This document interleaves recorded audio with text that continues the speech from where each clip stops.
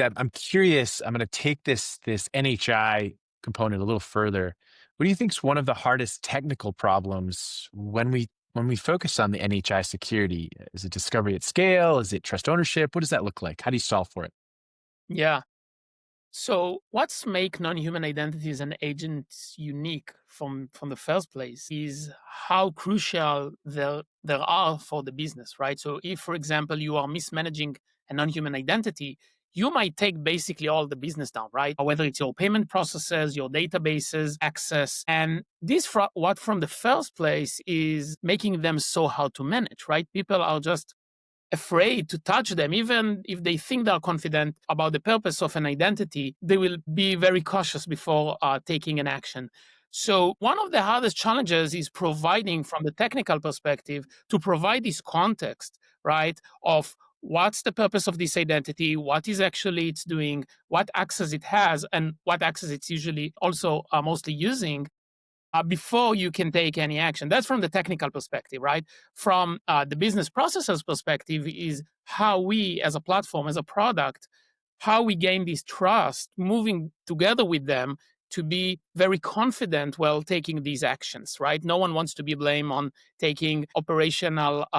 To take the operations down, especially not before the holidays, of course. So, this is both from the technical and the business processes side of things.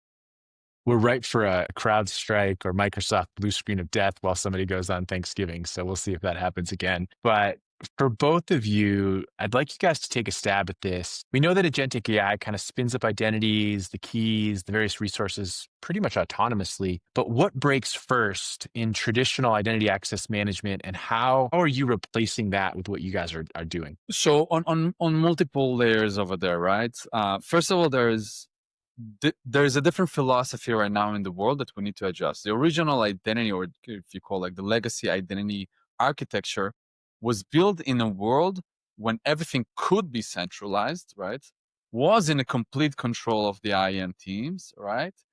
And was dictated by a single policy that can be like, covering everything you have in your system.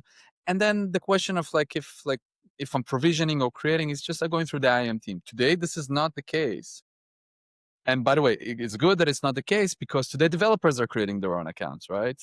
Today, someone from marketing team can create his own agent, like in his marketing tool, right? And he will create his permissions for himself. So suddenly the accountability motion moved to another side, but the legacy architecture was built for something very different, which means that not only not keeping up with the pace and the size, which is like very manual, but also we don't know what do we have. Like identity team are blind to what they have right now. Everything you will show them will open their eyes, right? But the cool thing is that you can actually achieve everything you used to have in terms of policies and governance without forcing a change in the infrastructure, without asking Melissa from marketing to, hey, can you please just do this? Like, no, help her and or change something. Like, no, let's work with what Melissa wants. Let's put one single policy on top of that. And I think this change of mindset is something that the organizations are encountering today. And it's actually very exciting to see, because identity people become suddenly the number one people that are being asked about, like, hey, how do we do AI governance?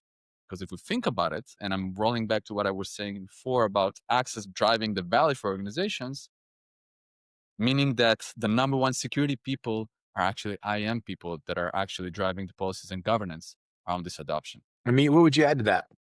Yeah. I want to double down on the accountability model, right? I think this is one of the biggest and most dramatic changes we see across organizations today, right? So we were used to trust people with their access, whether it's developers or business owners, right? And now these people are actually enable their agents to do stuff on behalf of them. But at the same time, there are no policy or controls, right? There is no layer of policy that actually allow the organization to dictate what access my agent have, which is different maybe than my own access, right? And this is a huge shift in the accountability model itself, where that we are seeing to be brought as a very large challenge in the today modern organization.